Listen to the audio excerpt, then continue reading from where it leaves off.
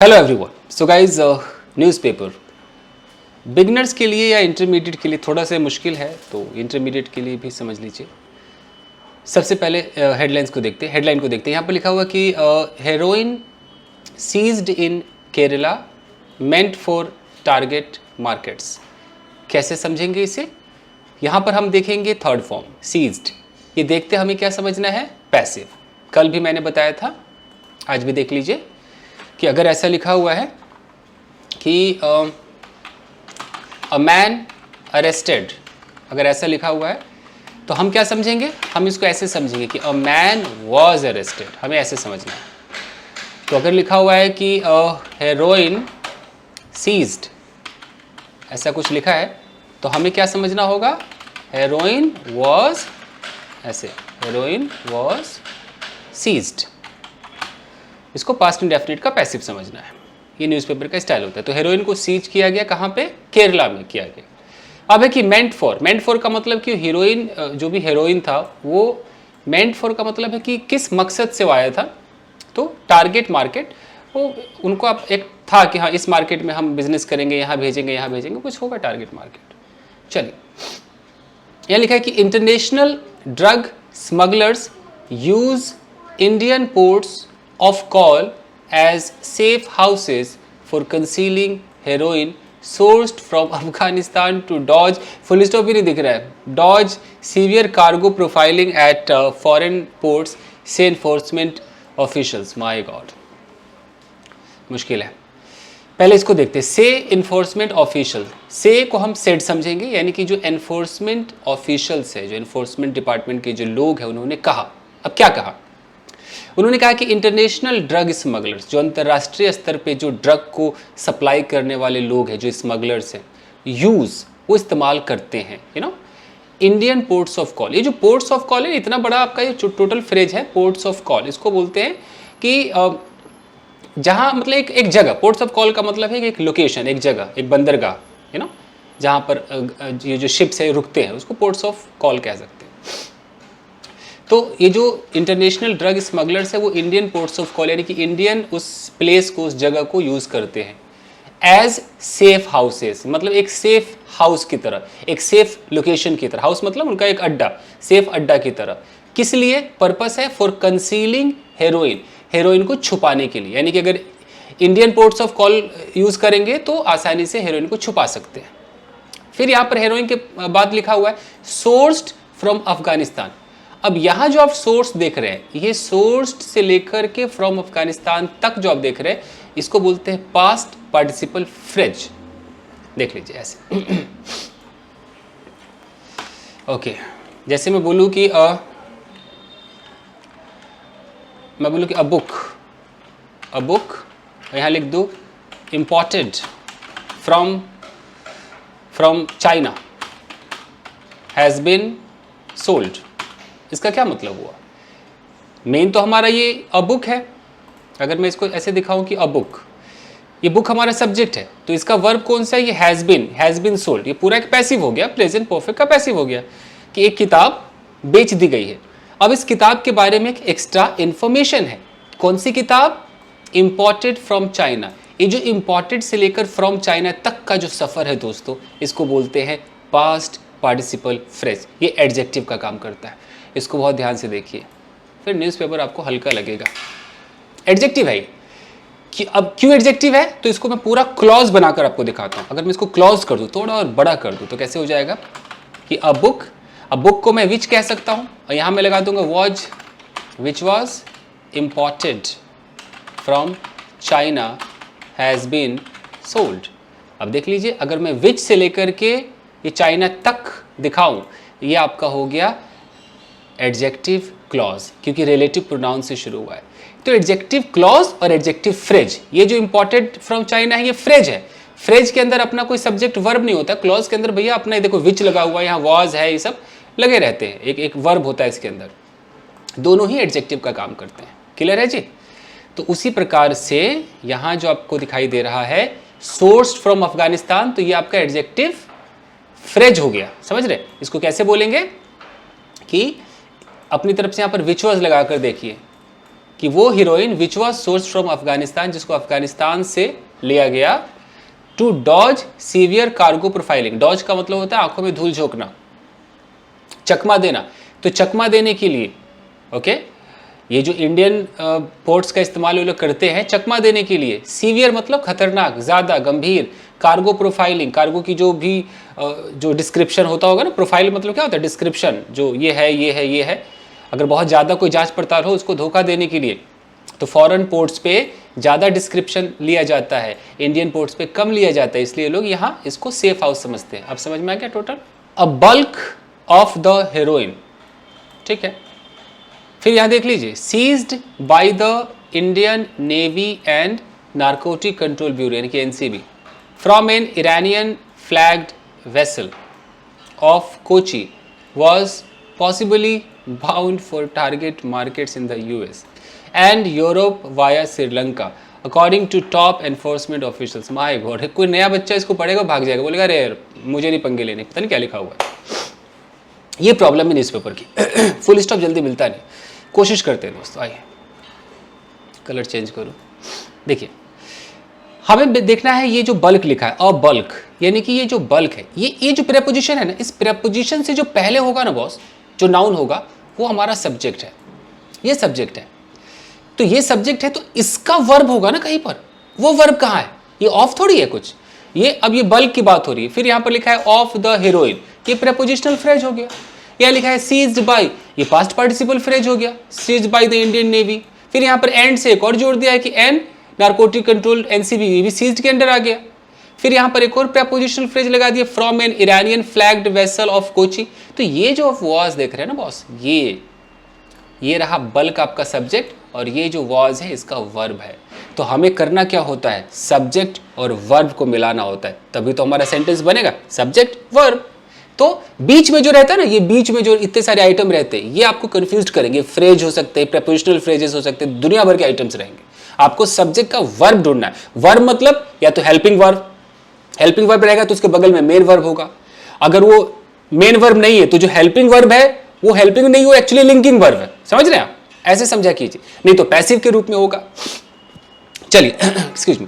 तो ये जो बल्क है वॉज पॉसिबली बाउंड, तो अब हमें यहां मिल गया बल्क वॉज पॉसिबली बाउंड, यानी कि बल्क को जो बाउंड का मतलब कि तय किया गया था, बाउंड का मतलब है कि हाँ भाई ये सीमित कर दिया गया कि यहां तक जाएगा। तो उस बल्क को जो सीमित किया गया था किसके लिए, टारगेट मार्केट्स के लिए। कहां पे टारगेट मार्केट होता, यूएस में होता और यूरोप में होता। कहां से जाता, तो वाया मतलब होकर के, via Sri Lanka according to the top enforcement official. ऐसा टॉप लेवल के जो एनफोर्समेंट लोग हैं, ऑफिशियल से, उन्होंने कहा। तो बल्क से लेकर यहां तक हम समझ गए। अब बल्क के बगल में जो आइटम है इसको तोड़िए, यह है बल्क। अब बल्क के बारे में बता रहे हैं, कौन सा बल्क, कहां का बल्क, तो प्रेपोजिशनल फ्रेज से इसको बताया जा रहा है। और आप माने या ना माने, प्रेपोजिशनल फ्रेज दो काम करते हैं, एक एडजेक्टिव का और एक एडवर्ब का। तो अगर नाउन के बारे में बताते हैं तो एडजेक्टिव होगा, तो बल्क क्या है, नाउन है, एडजेक्टिव है। Bulk of the heroine, heroine का बल्क। अब इस हीरोइन के बगल में लिखा है सीज्ड बाय, अभी हीरोइन के बारे में कुछ बता रहा है तो ये भी एडजेक्टिव हो गया। Seized by, written by, organised by, led by, बहुत सारे बाय हैं। तो ये जो बाई है वो किसके द्वारा सीज किया गया, इंडियन नेवी ने सीज किया और एनसीबी ने सीज किया। कहां से किया, तो लोकेशन बता रहा, फ्रॉम से, फ्रॉम एन इरानियन फ्लैग, ईरानी फ्लैग लगा हुआ था वेसल, जो कोई वेसल होगा, कोई वो जो शिप है, ऑफ कोची, कोची से इसको लिया गया, मतलब सीज कर लिया गया। तो ये जो बल्क है ये भैया इसको मतलब पॉसिबली इसको रखा गया था टारगेट मार्केटिंग के लिए। क्लियर हो गया यहां तक, चलिए। They attributed the resurgence in heroin smuggling to a bumper opium crop in Afghanistan and the withdrawal of US forces from the country। ये इस तरह से ना वाकई समझ में नहीं आते। जब मैंने भी कभी लाइफ में शुरुआत की होगी न्यूज़पेपर, तो ये मेरा भी हाल था कि क्या कह रहा है, कहाँ पे फुल स्टॉप है, बट मेहनत, लगे रहो। तो हम कैसे समझेंगे, मेरा स्टाइल क्या है कि दे एट्रीब्यूटेड। अब दे हमारा सब्जेक्ट है, एट्रीब्यूटेड हमारा वर्ब सेकंड फॉर्म, यानी कि पास्ट इंडेफिनिट की बात हो रही है। दे एट्रीब्यूटेड, एट्रीब्यूट का मतलब क्या होता है, क्रेडिट देना। अगर मान लीजिए कि मैं सफल हो गया तो मैं अपनी सफलता का जो क्रेडिट है मैं अगर किसी को दूंगा तो यानी कि मैं एट्रीब्यूट करूंगा, I will attribute my success to blah blah blah person, you know. Attribute को देख लीजिए, आप स्पोकन में यूज कर सकते हैं। देखिए एट्रीब्यूट, एक्चुअली शूट करते समय ना फैन एसी वैसी सब बंद करना होता है कि शोर ना आए, इस वजह से ना हालत ख़राब हो जाती है। और लाइट चेहरे पे है तो मैं चाहता हूँ जल्दी ख़त्म हो, बैठना ज़्यादा ना पड़े, बट समझाना भी तो है बॉस। एट्रीब्यूट का मतलब क्या है कि जैसे I attribute my success to my family. मान लो मैं अपने सक्सेस को अपने फैमिली को ही क्रेडिट देता हूँ, मतलब मैं सफलता मुझे प्राप्त हुई है इसका क्रेडिट मैं परिवार को देता हूँ। तो एट्रीब्यूट का मतलब है वो क्रेडिट देना, ठीक है। तो यहाँ पर लिखा है कि दे एट्रीब्यूटेड, उन्होंने क्रेडिट दिया। द रिसर्जेंस, रिसर्जेंस का मतलब होता है कि फिर से चालू, यू नो। रिसर्जेंस मतलब फिर से, रिवाइवल, एकदम से दोबारा चालू हो गया। क्या चालू हो गया? रिसर्जेंस, जो नया फिर से जो उछाल आया, जो फिर से जो एक चालू हुआ, किसमें? हीरोइन में। यानी कि हीरोइन में जो फिर से खरीदना बेचना शुरू हुआ, हीरोइन के स्मगलिंग में। तो इसका उन लोगों ने जो क्रेडिट दिया है वो दिया है किसको? To a bumper opium crop, जो कि अफगानिस्तान में। अब ये पूरा, अब बम्पर का अलग मतलब कौन निकालेगा, ओपियम का अलग मतलब निकालो, ये सब छोड़ो। ये सीधा है बम्पर ओपियम क्रॉप जो कि अफगानिस्तान में है। इसको उन्होंने सीधा का सीधा ठेका दिया है कि भैया ये हीरोइन इधर से आ रहा है।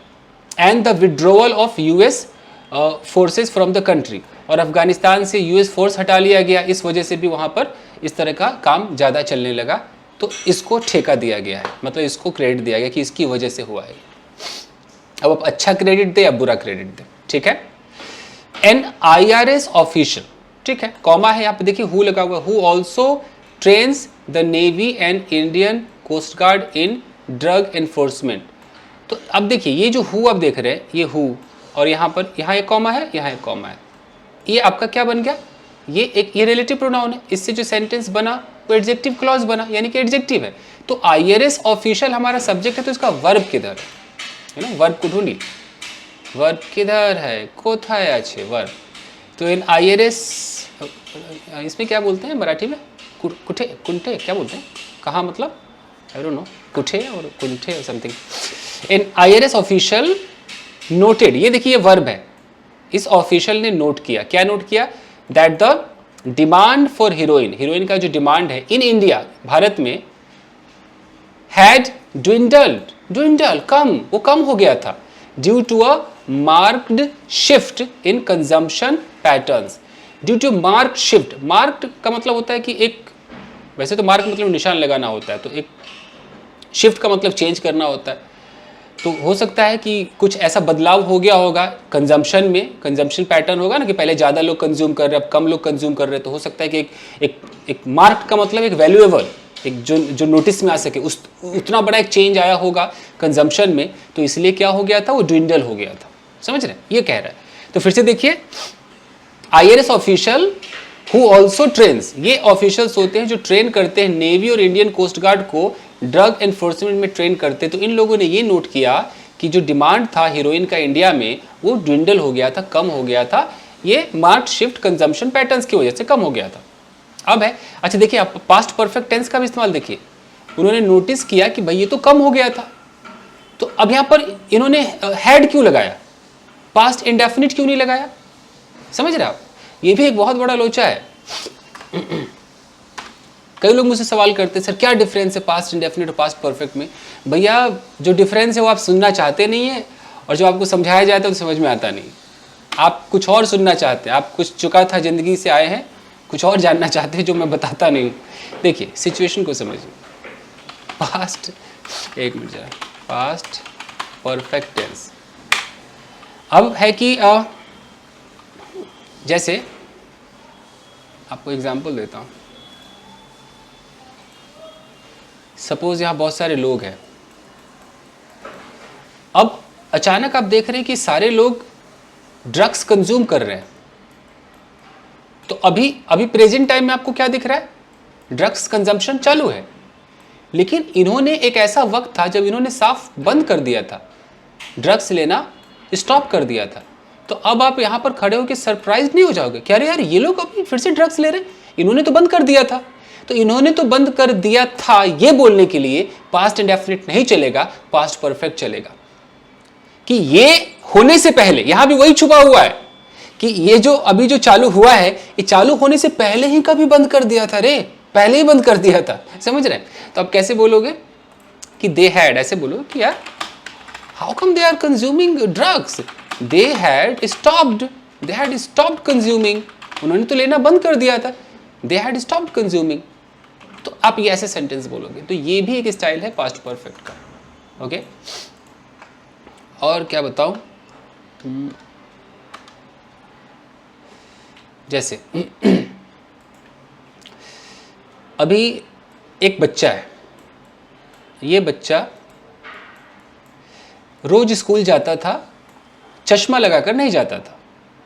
आज ये स्कूल गया, इसने ग्लासेस पहन लिए, चश्मा लगाकर ये स्कूल गया।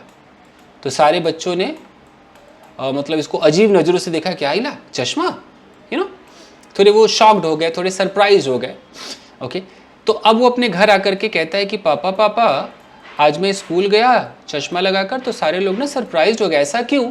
तो उसके पिताजी कहते हैं कि क्योंकि बेटा उन्होंने पहले तुम्हें चश्मा में नहीं देखा था ना। अब पिताजी क्या बोलेंगे कि बेटा उन्होंने पहले तुम्हें चश्मे में नहीं देखा था। यहाँ पर पिताजी को पास्ट परफेक्ट टेंस यूज करना चाहिए। अब मैं कुछ नहीं जानता वो क्या चुका था क्या चुकी थी, मैं बस सिचुएशन जानता हूँ, मैं सिचुएशन बता रहा हूँ, ऐसा आए अब भी यूज कीजिए। तो पिताजी कह रहे हैं कि देवर, वो शॉक्ड इसलिए थे बेटा, देवर या सरप्राइज्ड या एस्टोनिस्ड, वो इसलिए थे because they had not seen you in glasses before, इससे पहले उन्होंने तुम्हें चश्मे में नहीं देखा था बेटा।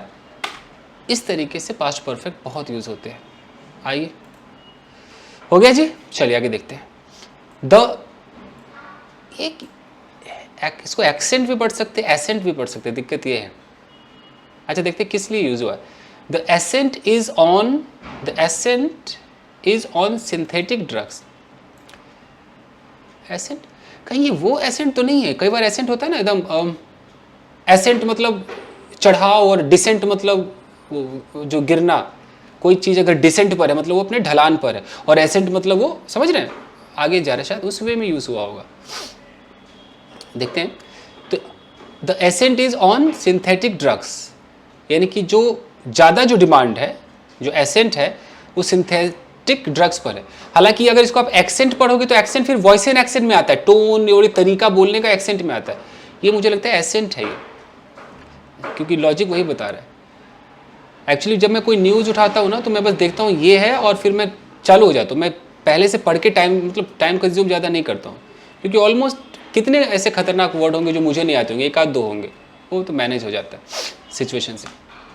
चलिए, तो यहाँ पर ये the ascent is on synthetic drugs, यानी कि सिंथेटिक जो ड्रग्स है उसकी डिमांड ज़्यादा है, चीफली यानी कि मेन रूप से MDMA, ऐसा कुछ नाम होगा ड्रग्स का, एफेड्रीन एंड मेथाम्फेटामाइंस, पता नहीं क्या है, ये सब ड्रग्स है। ही सेड, ऐसा उन्होंने कहा कि ज़्यादा जो डिमांड है वो सिंथेटिक ड्रग्स की डिमांड है। हाउएवर, फिर भी international drug smugglers used Indian ports of call, ये जितने भी इंटरनेशनल ड्रग्स स्मगलर्स हैं इन्होंने इस्तेमाल किया भारतीय बंदरगाह का as safe houses. Safe house का मतलब एक ऐसा जगह जहां कोई मुझे पकड़ ना पाए। फॉर कंसीलिंग हीरोइन, यानी कि छुपाने के लिए हीरोइन को, सोर्स फ्रॉम अफगानिस्तान, जिसको उन्होंने सोर्स किया अफगानिस्तान से, टू डॉज, धूल झोंकने के लिए, बचने के लिए, सीवियर कार्गो प्रोफाइलिंग, जो चेकिंग होती है एट फॉरेन पोर्ट्स पे, फॉरेन बंदरगाह पे जो चेकिंग होती है उससे बचने के लिए इंडियन बंदरगाह को चुना। अ शिपमेंट फ्रॉम ईरान पाकिस्तान, अगर कोई जहाज, शिपमेंट का मतलब जो आप माल वाल शिप में डाल देते हो तो आपका शिपमेंट हो गया। तो जो शिपमेंट है अगर कोई ईरान या पाकिस्तान या अफगानिस्तान से आएगा, the shipment from Iran, Pakistan और Afghanistan will invite a fiercer scrutiny. अगर कोई शिपमेंट इन जगहों से आएगा तो नाम के वजह से, ईरान, पाकिस्तान, अफगानिस्तान नाम ऐसा है, इसकी वजह से फियर्स मतलब कि और ज्यादा, स्क्रूटनी का मतलब होता है जांच पड़ताल, और फियर्सर का मतलब और एकदम भयानक जांच पड़ताल, कुछ ज्यादा ही होगा। इन फॉरेन हार्बर्स, जो फॉरेन हार्बर्स है, फॉरेन जो बंदरगाह है, उन पे कुछ ज़्यादा ही स्क्रूटनी बैठ जाएगी, जांच वांच चालू होगा। क्यों? कह रहे ईरान से आया है, पाकिस्तान से, अफगानिस्तान से, ज़्यादा जांच करो। देन कार्गो फ्रॉम इंडिया, लेकिन अगर इंडिया से जाएगा, श्रीलंका से जाएगा, तो उतनी जांच नहीं होगी, इसलिए लोग ऐसे करते हैं। चलिए आगे देखते हैं। फॉर इंस्टेंस, इसका मतलब होता है एग्जाम्पल के तौर पर, a joint operation bye the Gujarat, ये रिकॉर्ड हो रहा है क्या? हाँ हो रहा है। ओके, अ ज्वाइंट ऑपरेशन का मतलब है कि तुम भी काम करो, हम भी मिलके किसी एक पर काम करते हैं, इसको ज्वाइंट ऑपरेशन कहते हैं। अ ज्वाइंट ऑपरेशन किसके द्वारा? By the Gujarat anti terrorist squad, इन लोगों के द्वारा, and directorate of revenue intelligence DRI recovered, इन्होंने क्या रिकवर किया?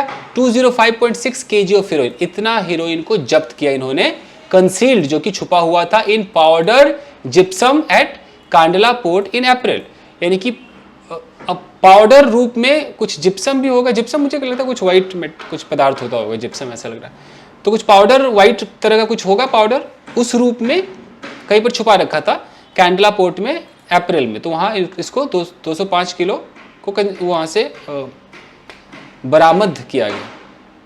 अगला है कि द इम्पोर्टर, जो मंगाते हैं, तो इम्पोर्टर हैड सोर्स, देखो यहाँ भी पास्ट परफेक्ट है, the importer had source the chemical from Afghanistan, उन्होंने अफगानिस्तान से इसको सोर्स किया था, and shift it to Gujarat, Gujarat shift किया था, from an Iranian port, Iranian बंदरगाह से, for export to foreign market, ताकि फॉरेन मार्केट में एक्सपोर्ट कर सके।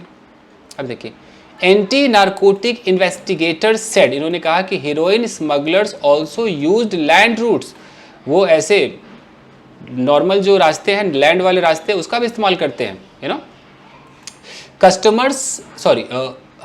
Customs enforcers confiscated 102 kg of heroin, जो कस्टम वाले हैं उन्होंने कॉन्फिस्केट किया, कॉन्फिस्केट का मतलब जब्त कर लिया 102 किलो हीरोइन को, कंसील्ड, जो कि छुपा हुआ था, इन लिकोरिस रूट्स। अच्छा, लिकोरिस रूट्स, ये आपने नाम सुना है, जो एक जड़ नहीं होता क्या, मुलेठी और समथिंग ऐसा बोलते हो, लिकोरिस होता है। ओ माय गॉड, लिकोरिस के जड़ में भी ड्रग्स, ओ माय गॉड, जो मुलेठी वगैरह होता है, मुझे लगता है यही लिकोरिस, आप गूगल सर्च कर लेना, लिकोरिस के जड़ में इंपोर्ट किया था अफगानिस्तान से at the Attari land port on the Indian Pakistan border near Amritsar in February, तो वहाँ से भी जब्त कर लिया गया।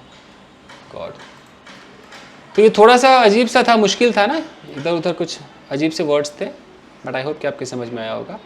तो अभी भी कहता हूँ गाइज, न्यूज़पेपर अगर पढ़ना है तो आपको टेंस, पैसिव, उसके बाद प्रेपोजिशनल फ्रेज आपको पता होना चाहिए क्या काम करते हैं, आपको past participle phrase, present participle phrase, आपको एडजेक्टिव क्लॉज यानी कि जो रिलेटिव प्रोनाउन होते हैं, ये सब मिल करके, और पैसिव तो है ही अपना, ये सब मिल करके न्यूज़पेपर का निर्माण करते हैं। एपोजिशन हो गया, छोटे मोटे आइटम्स।